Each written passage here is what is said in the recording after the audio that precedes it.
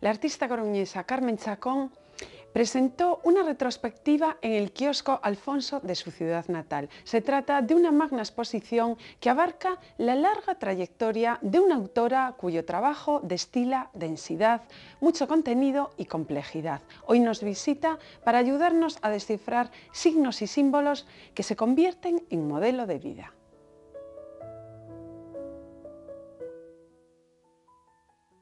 Carmen, bienvenida a Espacio de Arte. Muchas gracias. Empezamos por un breve cuestionario para conocerte un poco mejor.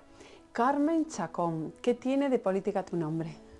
Pues tiene bastante. Mi tío abuelo fue el primer sindicalista de la fábrica de tabacos de La Coruña. Fue el luchador por los derechos de las mujeres. Tiene bastante y hay una larga tradición. Eres gran viajera, acabas de pasar una larga estancia en Alemania. ¿Cómo se han portado contigo los germanos? Fenomenal, fenomenal. Me he sentido muy arropada. Es un país muy hospitalario donde la gente te sonríe por la calle, aunque parece ser que tiene un grave problema de comunicación entre ellos después, pero aparentemente, por lo menos, son hospitalarios. ¿Y nos podrías decir otro país o un sitio para vivir y otro solamente para visitar? Visitar París, visitar Nueva York y vivir España, maravillosa España cuando esté otra vez en condiciones, pero es maravillosa. ¿Y qué tiene Oseiso, que está cercano a Ferrol, para haber dispuesto tu taller allí? Pues de Oseiso es mi marido. Y yo estoy muy vinculada a esa tierra desde la infancia, porque yo conocí a mi marido muy jovencita. Es una finca que hemos plantado nosotros todos los árboles, tiene muchas variedades, es un poco un jardín botánico y es un refugio maravilloso para trabajar. Hablando de jardines botánicos, ¿nos podrías decir una flor especial y un árbol en el que te cobijarías? La flor de azahar, me parece riquísimo el aroma que tiene. Y un árbol abrazable, el roble. Y yo creo que también el junco, ¿no? Porque precisamente citas una dedicatoria a tu padre con este material. Sí, el junco se dobla con el viento, permanece doblado mientras hay la tempestad y luego se levanta y sigue vivo. Entonces mi padre ha sido para mí una enseñanza en ese sentido. Ha tenido una vida, pues se ha muerto con 95 años, lo cual quiere decir que ha tenido una vida larga, difícil en su momento, como corresponde a una persona de 95 años en esta sociedad con todo lo que ha pasado.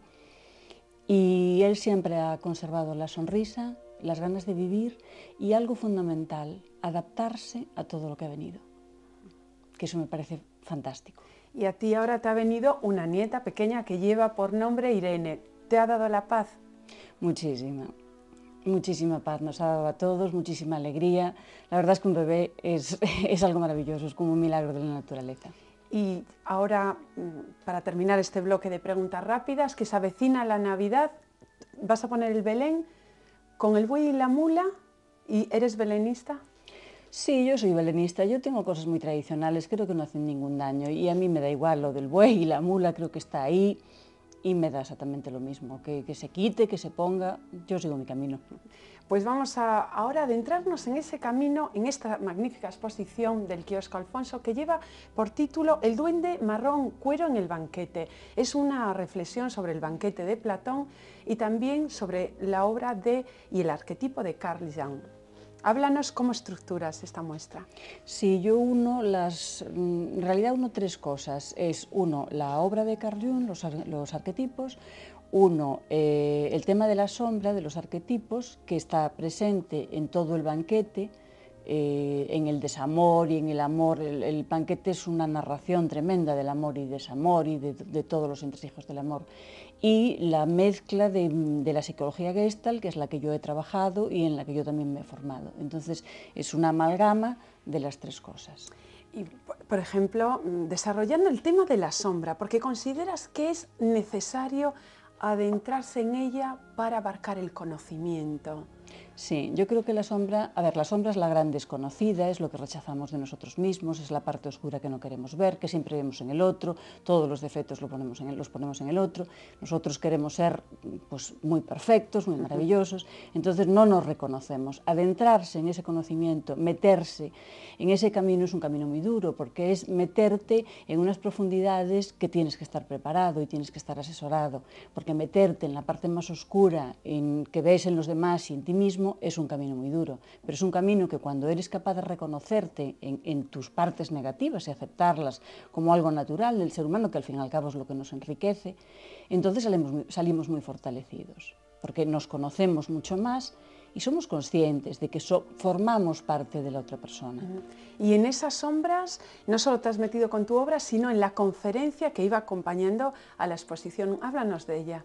Sí, la conferencia fue muy rica, la verdad es que surgió también un poco como el banquete. Pretendíamos que fuese un diálogo entre tres personas y así resultó. Estaba Alberto Cartón, el crítico de arte y galerista, Guillermo Iglesias, el psiquiatra, y yo. Y resultó muy amena porque íbamos de una cosa a otra sin preparar, íbamos hablando pues, de la sombra, de la parte de la obsesión necesaria para crear, de cuando te metes en la obsesión y eres consciente de que te estás metiendo en esa obsesión para poder profundizar en un trabajo negativo, porque si no eres consciente y no profundizas, te quedas en la antesala. Y Alberto iba dando esas pinceladas de crítico que veía en la obra. Entonces fue un diálogo muy rico, muy apetecible. Bueno, hasta sentimientos tan negativos como el miedo. Y esto lo haces mucho en tus cajas. El tema de las cajas no viene de ahora.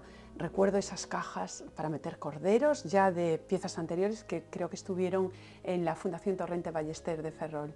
Sí, esa fue una recopilación de un montón de obras que de manera simbólica se presentaban en forma de caja, metafóricamente caja, donde tú elegías, como en el tema del Principito, qué cordero tenías dentro. Entonces formaban las piezas, formaban las cajas diferentes piezas con diferentes emociones y tú te ibas quedando con la emoción que te tocaba, o sea, con tu cordero. La exposición realmente está llena de emociones, pues como decías al principio, cuando hablas del amor no hablas del amor positivo, que también, pero también del negativo, de los odios, de los rencores, e incluso te atreves a tratar los malos tratos. Sí, porque creo que el amor, a ver, siempre idealizamos el amor como que todo es maravilloso y el ser humano tiene una parte muy negativa y esa parte muy negativa es ese desamor, por llamarlo de alguna manera, esa parte que debería ser maravillosa y debería ser reconfortante, pero resulta que es terrible. Entonces, los malos tratos están dentro de esa parte negativa del amor, digamos que están en la sombra de lo que sería el amor, en la parte más terrible.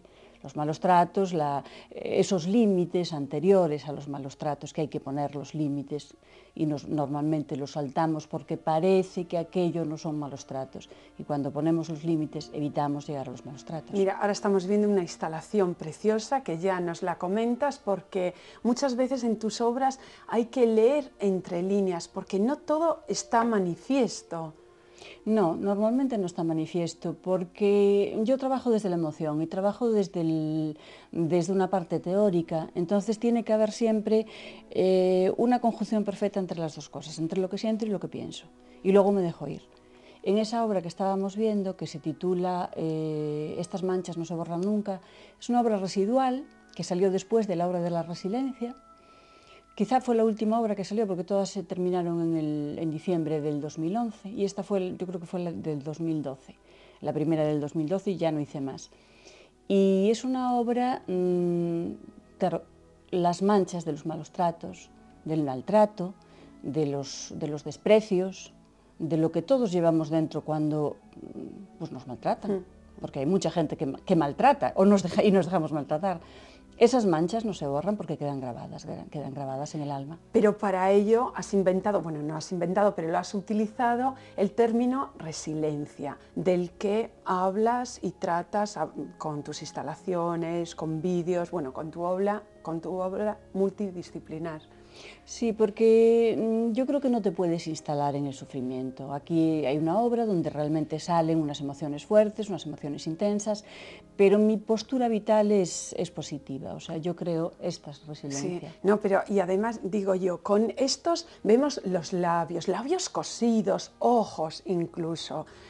¿Ahí te consideras una artista feminista? Por estos temas, el cosido, el hilado. Yo no sé, o sea, no me lo planteo, no me lo planteo. Sé que puede haber una parte de mi obra que sea de género, sí, porque yo realmente soy mujer y suelo ser solidaria con la mujer. Creo que, bueno, que hay que seguir peleando por los derechos de la mujer aún en el momento en que estamos, que parece imposible.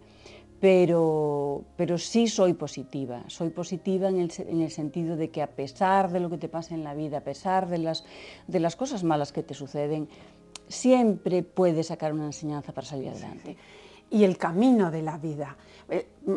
Pones una instalación con un camino de rosas, pero no precisamente. Las rosas están marchitas y encima se erigen sobre un campo de cenizas. Es así la vida, Carmen. Hombre, la vida tiene su parte positiva y su parte negativa. Pero dentro de esas rosas marchitas, esas rosas han tenido vida.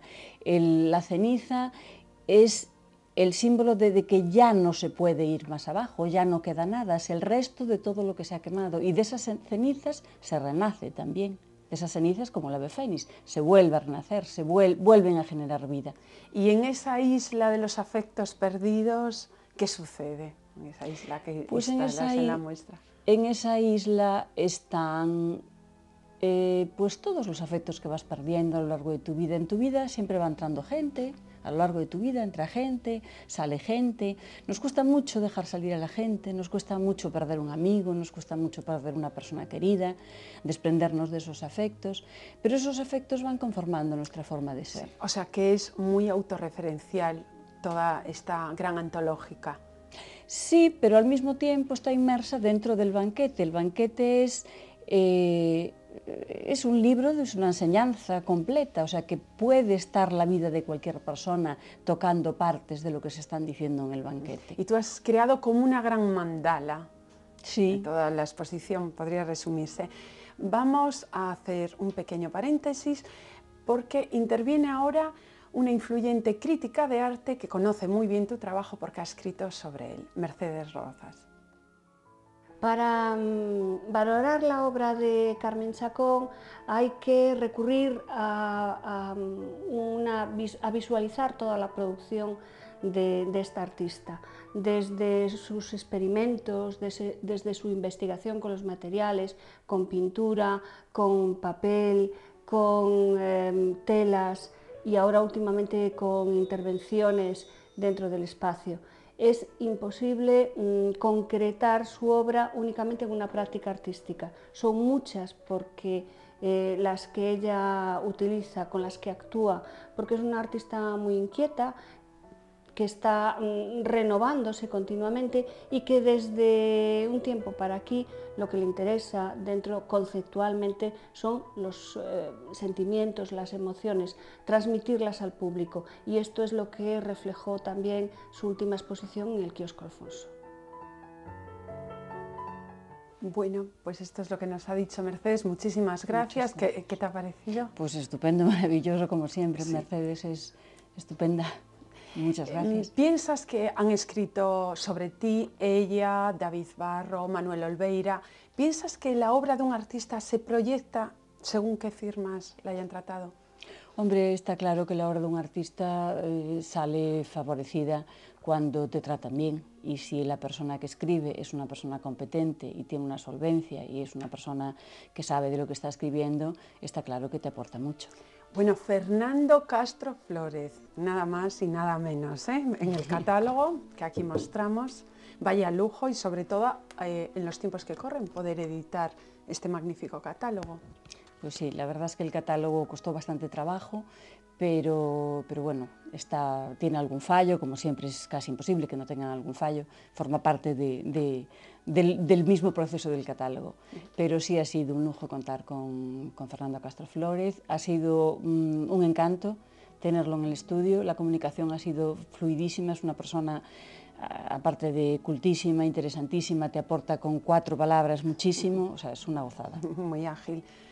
En la exposición también has abordado mitos clásicos, pero también germanos. Ahí está el mito de Sifrido, que lo has abordado ya sea en instalación, en pintura. Háblanos de por qué el mito de Sifrido. Pues porque esta parte, hay un trabajo que viene de la Gestalt, que yo tengo esta muñeca como un trabajo residual de un ejercicio bastante complejo de Gestalt. Entonces, en esa parte sale la esencia femenina, pero la esencia femenina se compone de ánima y ánimos. Tenemos la parte femenina y la masculina. Esa parte masculina es la que yo libero. Libero porque, bueno, es la parte de luchadora, la parte de atreverte, la parte más fuerte de ti misma, de mí misma. Entonces esa parte, yo consigo sacar esa parte a la luz, que estaba ahí un poco mermada, y entonces utilizo ese símbolo de esa muñeca, pero con ese nombre masculino, que ese nombre masculino corresponde con toda la simbología de Jung, que da lugar al duende marrón cuero, al sabio, que guarda la sombra, lo que viene a ser la sombra. Entonces, es un proceso bastante complejo, sí, pero muy rico. Sí, bueno, ciertamente las obras son complejas. Por ejemplo, ahora el búfalo blanco en el que se instalan los zapatitos rojos. ¿Esta obra no necesita de cartelas para que llegue al público? Hombre, hay mucha gente que necesita o que le gustaría tener una explicación para que llegue un poco más, pero yo creo que las obras también hay que dejarlas, hay que sentirlas. Yo creo que a lo mejor no es tan importante lo que tú dices como lo que realmente transmites. Entonces, a la persona le toca donde le toca. Entonces, si tú... es interesante que a lo mejor te lo digan después. Quizá las cartelas deberían estar a la salida de la obra, a veces se ponen a la entrada, porque si te lo cuentan, tú vas predispuesto a ver aquello que te cuentan. En cambio, si a ti te sorprende la obra, te sorprende y te toca donde a lo mejor tú no crees que te va a tocar nunca, porque la emoción en cada persona toca en un punto determinado. O sea que la pintura es emoción y poesía. Sí, la pintura es emoción, las instalaciones son emoción, el trabajo es sobre las emociones, todo este trabajo sobre las emociones. Algo muy recurrente también en tu trabajo es la naturaleza, este maltrato de los seres humanos hacia ella, es algo que está realmente presente y trabajas insertando elementos del medio natural. Sí, porque yo parto de... Siempre hay una preocupación hombre-naturaleza, esa relación. Y en un principio estoy más centrada en la naturaleza y esa naturaleza va dando lugar a mi propia naturaleza y a mi propio cuestionamiento como ser humano dentro de la naturaleza. Y según el momento, ahora estamos viendo collage, hemos visto el libro de artista desplegado por la muestra, hemos visto los vídeos, alguno muy interesante como People Said. ¿Con qué estás más cómoda? Pues es un poco lo que decía Mercedes, yo soy un poco culo inquieto y entonces las obras vienen, yo estoy trabajando en el estudio, vivo muchas horas en el estudio, entonces las cosas vienen y vienen en el material que vienen. Es casi imposible que yo me plantee voy a hacer esto en este material, las cosas llegan las ideas, surgen los temas y salen. Sí, tú que has expuesto en grandes centros expositivos, ¿qué ha supuesto esta gran retrospectiva? ¿Ha sido la más importante hasta el momento?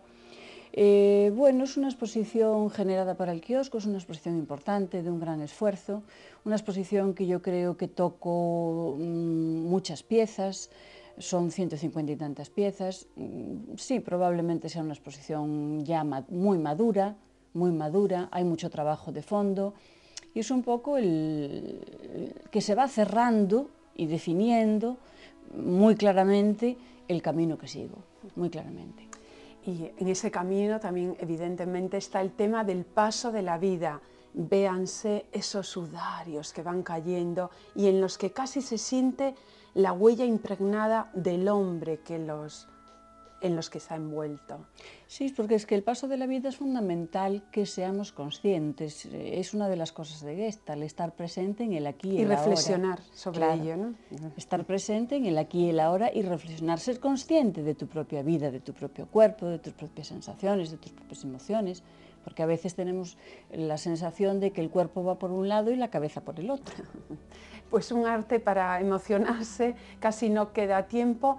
¿Con qué obra de la historia del arte de todos los tiempos te emocionas de verdad?